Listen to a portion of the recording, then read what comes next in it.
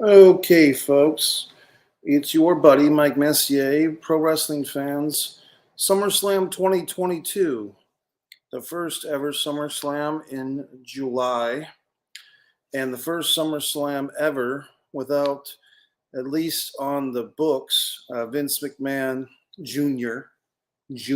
calling the show, or calling the spots, I should say. So, what did I think? Well, as we're watching this, I just saw the main event. Roman Reigns in a last man standing match, defending against Brock Lesnar. As we know,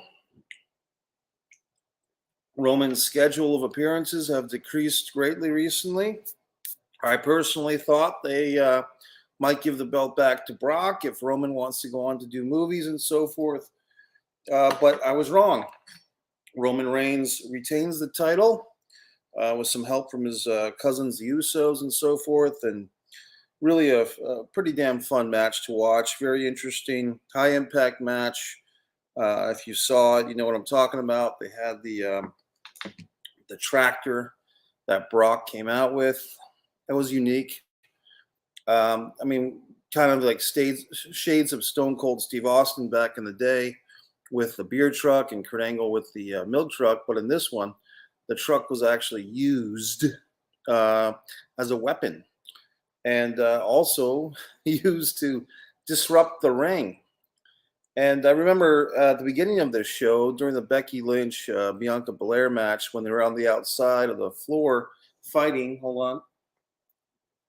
I commented to my chum that I did like the layout of the whole show. Basically, like the ringside arena, I thought it was pretty cool looking environment.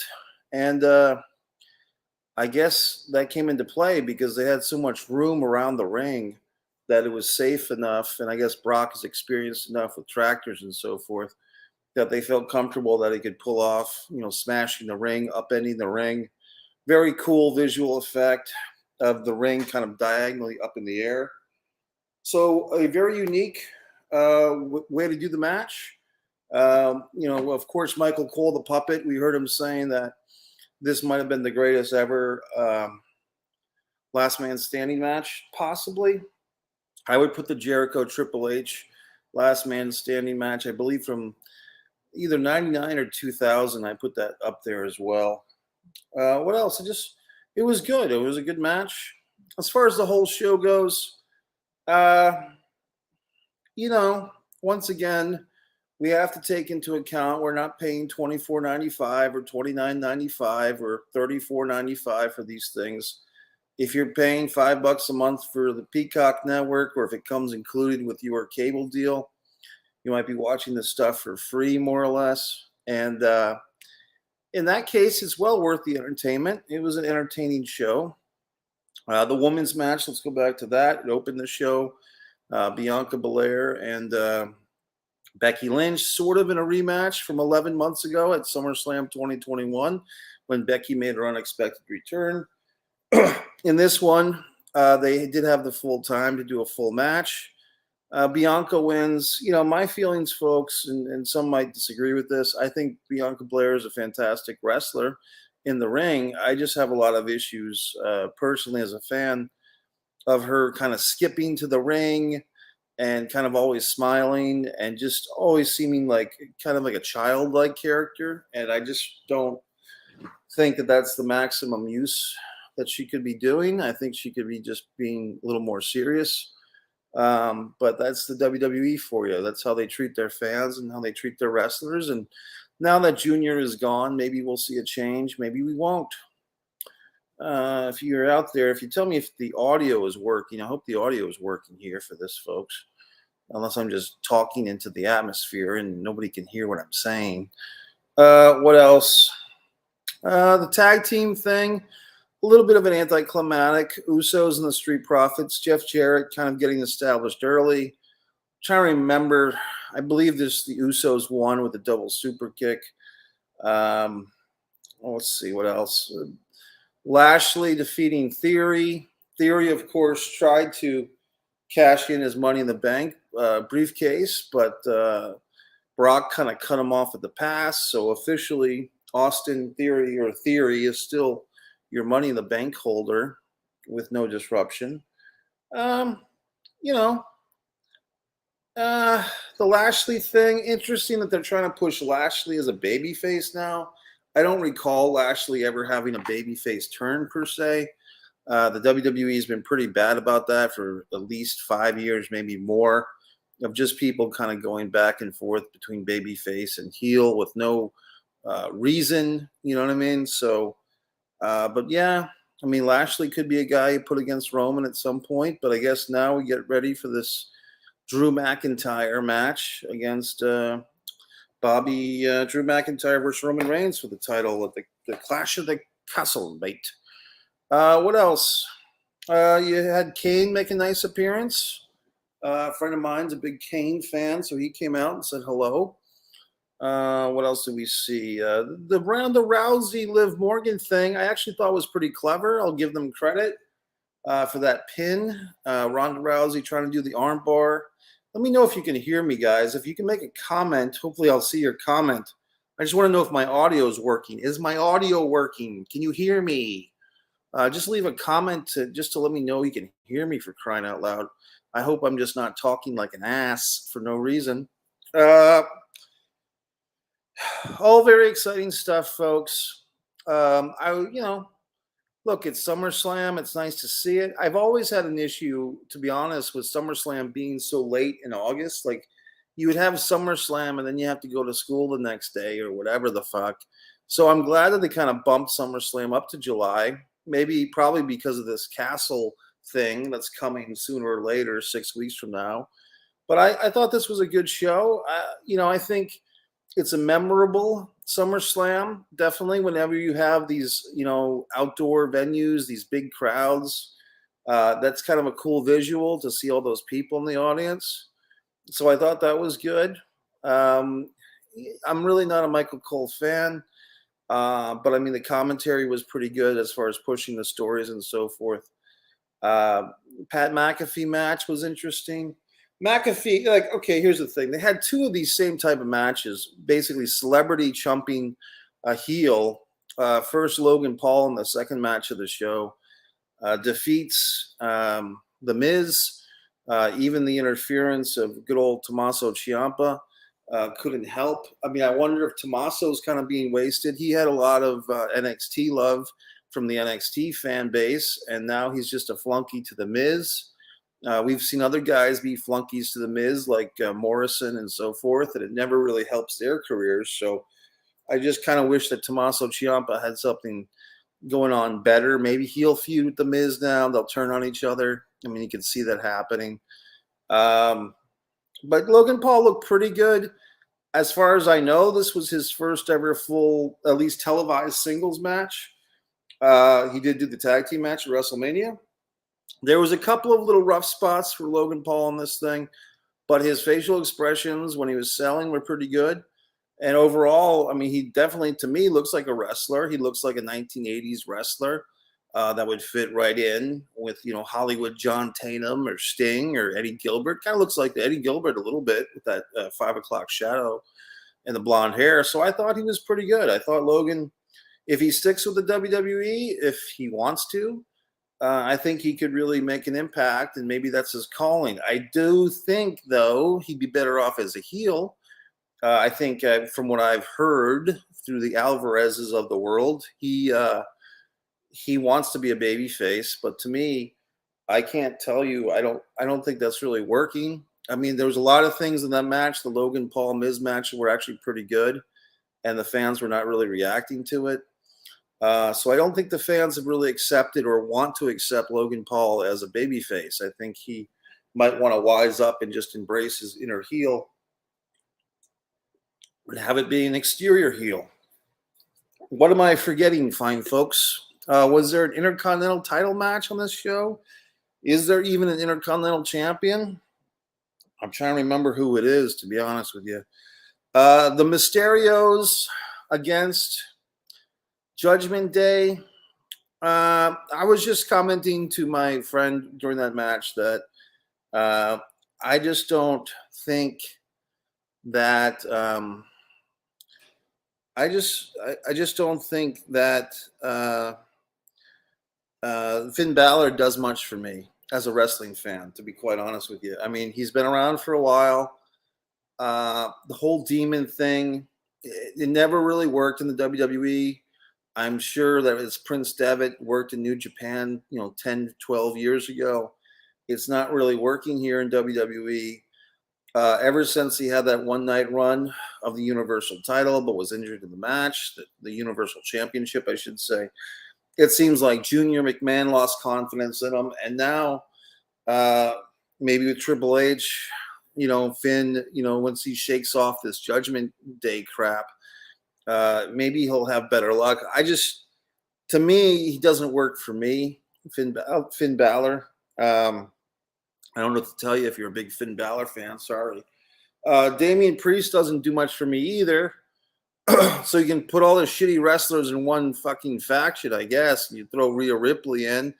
My pal said, "Hey, wasn't she injured? I thought she had some type of heart monitor, but here she was."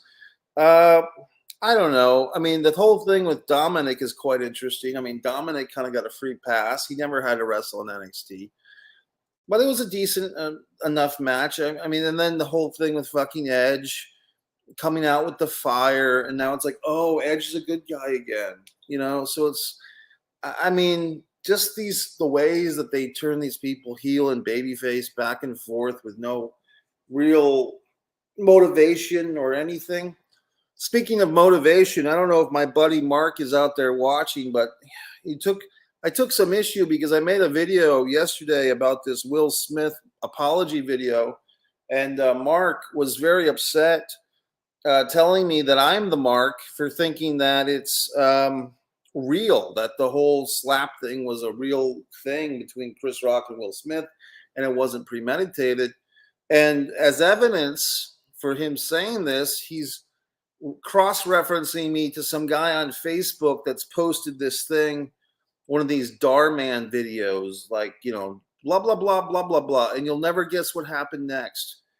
So basically, Darman, if you've never seen his crappy videos, he makes these morality play videos, and he apparently made one that was kind of a parody or a commentary on the Will Smith Chris Rock thing. And his video, Darman's video, came out like on May 18th, 2022, which, I discovered the video because basically someone was trying to pass this off as being an actual film, like predictive programming, which I know all about, folks, like trying to say that this movie, as they called it, it's not a goddamn movie, was before the actual slap, and that the slap was just ripping that off. And obviously it's vice versa. And to be honest with you, Mark, I hope you're not too upset, buddy, but I just get upset when people just buy into things without doing their proper research, without doing a little, as I say, goddamn research. When you just buy anything, you'll buy anything. I mean, what the fuck? So, I mean, I just don't like people buying into stupid conspiracy theories. I mean, a good conspiracy theory I'll listen to. I might even believe it. But, you know what I mean? This Darman guy, I've seen plenty of his videos. Very corny storylines. I give him credit for making them and for promoting himself, but I'm not going to be convinced that a Darman video is a movie, and that's how I did my research. And you know what I did is I took the name of the character, the Elijah Lewis, and I Googled it, and then I found the original YouTube video to the Darman video, and it was published May 22nd. The Will Smith Chris Rock thing, I think, was March 27th. So 2 full months, basically, for Darman to make his little parody video. So, I mean, come on. I mean, I just hate when I get inconvenienced and I have to do all the fucking research and educate everybody about everything, because that's typically what I find myself doing with people for basically everything. Just always have to correct people, always have to educate people, always have to inform people. Just because people don't know what the hell's going on in the world, and I have to educate them. So I just get a little sick of it. No offense, Mark, but I mean, that's how I feel. I'm always helping people raise their consciousness to a higher level, and it's starting to wear on me, quite honestly. Going back to this SummerSlam match, It was fine. It was a good show. I'm not going to, I mean, look, I'm the first one to call out Junior McMahon for being the Saudi Arabian sponsored soulless sellout that he is.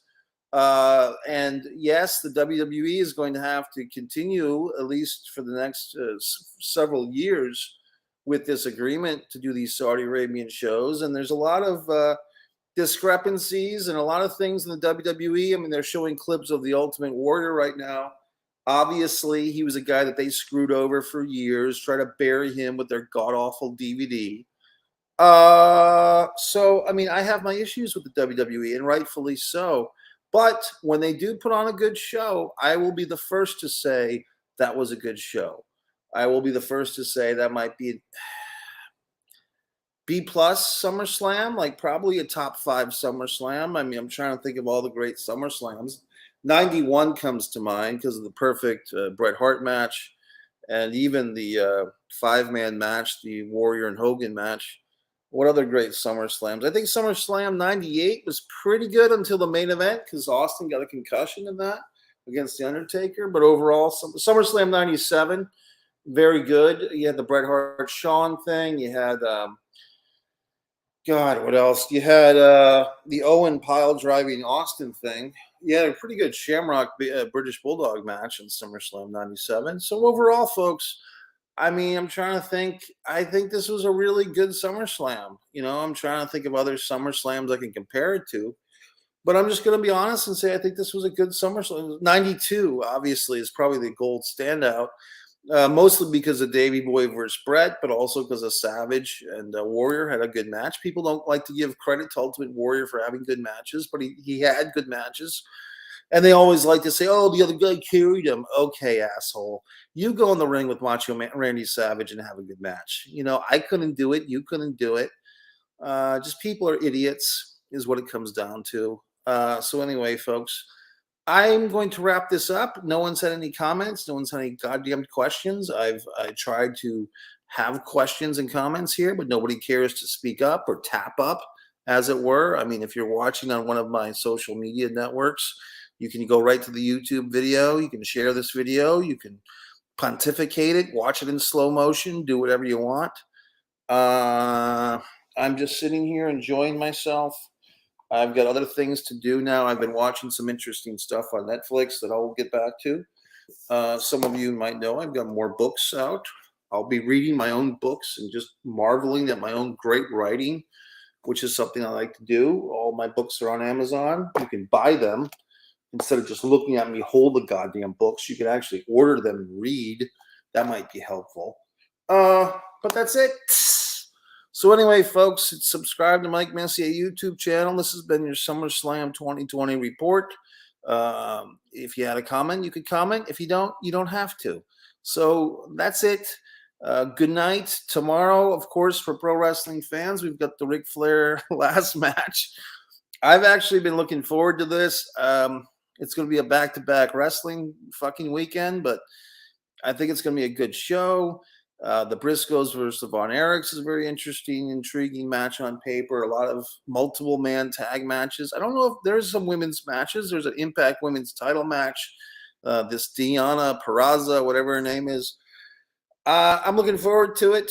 Ric Flair, Jeff Jarrett, Jay Lethal, Andre. It's going to be interesting. I'll probably do a predictions video for that. That's it, folks. So subscribe to Mike Messier YouTube channel. Click like, share. We'll do all that crap and enjoy your evening.